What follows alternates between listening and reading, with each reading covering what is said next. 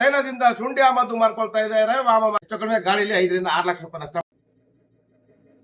ಇವತ್ತು ಕರ್ನಾಟಕ ರಾಜ್ಯ ಹಸಿ ಶುಂಠಿ ವರ್ತಕರ ಮತ್ತು ಬೆಳೆಗಾರರ ಸಂಘದ ವತಿಯಿಂದ ಏನು ಒಂದು ಟೀಮ್ ನಮಗೆ ಈ ಒಂದು ವಾರದಿಂದ ನಾವು ಈ ಯುಪಿ ಸುತ್ತಾ ಇದ್ದೀವಿ.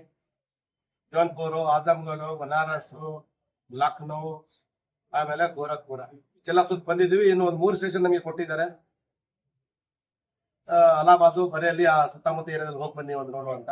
ಈಗ ಅಲ್ಲಿ ನಾವು ಹೊರಟಿದ್ದೀವಿ. ಅದಕ್ಕಿಂತ ಮುಂಚೆ ನಾವು ಈ ಬನಾರಸಿನ ವ್ಯವಸ್ಥೆ ನೋಡಿದ್ವಿ. ಬನಾರಸ್ ಅಲ್ಲಿ ಇವತ್ತು ವಿಪರೀತವಾದ ಮಳೆ ಬಂದಿತ್ತು. ಇವತ್ತು ಬನಾರಸ್ ಅಲ್ಲಿ ವಿಪರೀತವಾದ ಒಂದು ಮಳೆ, ಸಾಧಾರಣ ಒಂದು 2.5 ಗಂಟೆ 3 ಗಂಟೆ ತನಕ ಒಂದು ಮಳೆ ಇತ್ತು.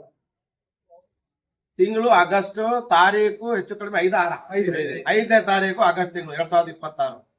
ಈ ಶುಂಠಿ ನಮ್ಮ ಕರ್ನಾಟಕದಲ್ಲಿ ಇರುವಂತ ಶುಂಠಿಯಲ್ಲಿ ಒಳ್ಳೆ ಕ್ವಾಲಿಟಿ ಶುಂಠಿ ಅಂತ ಹೇಳ್ಬೋದು. ಯಾಕಂದ್ರೆ ಇದು ಎಷ್ಟು ಗಟ್ಟಿ ಇದೆ ಅಂತ ಹೇಳಿದ್ರೆ, ಈ ಡಿಸೆಂಬರ್ ಜನವರಿಲಿ ನಾವು ಯಾವ ತರ ಶುಂಠಿ ತೆಗಿತೀವಿ ಆ ತರ ಗಟ್ಟಿ ಶುಂಠಿ ಇದೆ.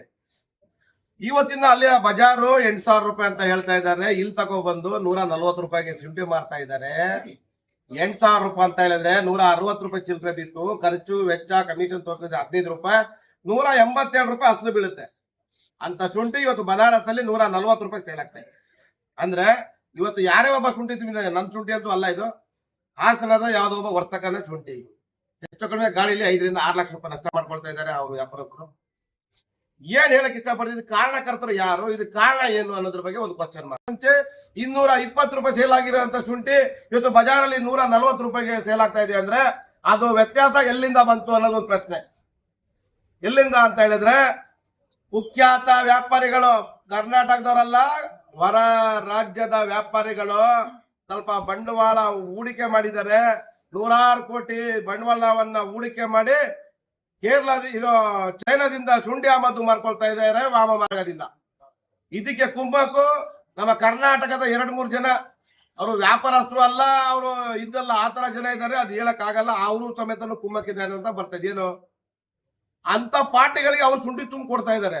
ಅವ್ರ ಜೊತೆ ಹಂಗೆ ಮಿಂಗಲ್ ಆಗಿದ್ದಾರೆ. ಡೈರೆಕ್ಟ್ಲಿ ಅಲ್ಲ, ಇಂಡೈರೆಕ್ಟ್ಲಿ ಎಲ್ಲ ಒಂದು ಸ್ವಲ್ಪ ಕನೆಕ್ಷನ್ ಇದೆ. ಬಟ್ ಲಾಭ ಏನಿಲ್ಲ, ಅವ್ರಿಗೆ ಲಾಭ ಏನಿಲ್ಲ. ಇಲ್ಲಿಂದ ಕರ್ನಾಟಕ ಶುಂಠಿ ತುಂಬ್ತಾರಲ್ಲ, ಅದ್ರ ಲಾಭ ಮಾಡ್ಕೊಳ್ತಾ ಇದ್ದಾರೆ. ಅಂತ ವ್ಯವಸ್ಥೆ ಇರುವಾಗ ನಂಬರ್ 1 ಹೆಸರು ಕೇಳ್ಬಾರದು ಏನು, 2ನೇ ಹೆಸರು ಕೇಳ್ಬಾರದು ನೇಪಾಳದ. ಇನ್ನು 4 ತಿಂಗಳಿಂದ ನಾನು ಹಾಸಿಗೆ ಮೇಲೆ ಇದ್ದೀನಿ. ಇದನ್ನ ಪಾಲಿಲ್ಲ ಅಂತಂದ್ರೆ ಇಂಡೈರೆಕ್ಟ್ಲಿ ಅವರು ಇದ್ದಾನೆ ಅಂತ ನಾವೆಲ್ಲ ಅನುಮಾನ ಪಡ್ತೀವಿ. ಅವನು ಇದರಲ್ಲಿ ಪಾತ್ರರಾಗಿದ್ದಾನೆ ಅಂತ ನಾವು ಅನುಮಾನ ಪಡ್ತೀವಿ. ಅದಕ್ಕೆ ರೈತರು ಎಚ್ಚೆತ್ತಳ್ಕೊಳ್ಬೇಕು, ಪ್ರೆಷರೈಸ್ ಆಗ್ಬೇಕು. ಸರ್ಕಾರದ ಜೊತೆ ರೈತರ ಸಂಘ ಹೋಗಿ ಅಲ್ಲಿ ಮಾತಾಡ್ಬೇಕು. ಸರ್ಕಾರದ ಯಾರು ಪ್ರತಿನಿಧಿಗಳಿದ್ದಾರೆ, ಯಾವುದೇ ಸರ್ಕಾರ ಆಗ್ಲಿ, ಬಿಜೆಪಿ ಸರ್ಕಾರ ಆಗ್ಲಿ, ನಮ್ಮ ಕರ್ನಾಟಕದ ಕಾಂಗ್ರೆಸ್ ಸರ್ಕಾರ ಆಗ್ಲಿ, ಯಾವುದೇ ಸರ್ಕಾರಗಳ ಜೊತೆ ನಾವು ರೈತರಿಗೊಂದು ಮನವಿ ಮಾಡ್ತೀನಿ. ಈ ವೇದಿಕೆ ಮುಖಾಂತರ, ಈ ಬನಾರಸ್ ಇದಕ್ಕೆ ಕಾಶಿ ಅಂತೀರಾ, ಇದಕ್ಕೆ ವಾರಣಾಸಿ ಅಂತೀರಾ, ಇದಕ್ಕೆ ದೇವಭೂಮಿ ಅಂತೀರಾ.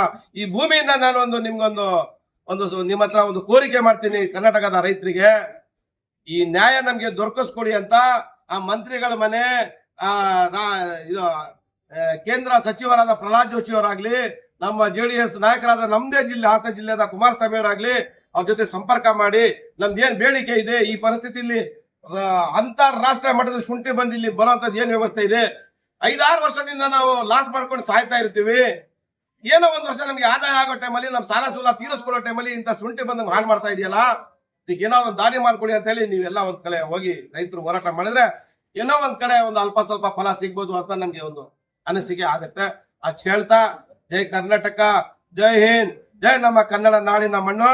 ಇದಕ್ಕೆ ಎಲ್ಲರೂ ಹೋರಾಟ ಮಾಡಿ, ರೈತರು, ವರ್ತಕರು, ಅದಕ್ಕೆ ಸಂಬಂಧಪಟ್ಟ ಅಧಿಕಾರಿಗಳು ಎಲ್ಲರೂ ಒಗ್ಗೂಡಿ ಏನೋ ಒಂದು ವ್ಯವಸ್ಥೆನ, ಒಂದು ದಾರಿನ ತೆಗೆದುಕೊಳ್ಬೇಕು ಅಂತ ಒಂದು ಮನವಿ ಮಾಡ್ತೀನಿ.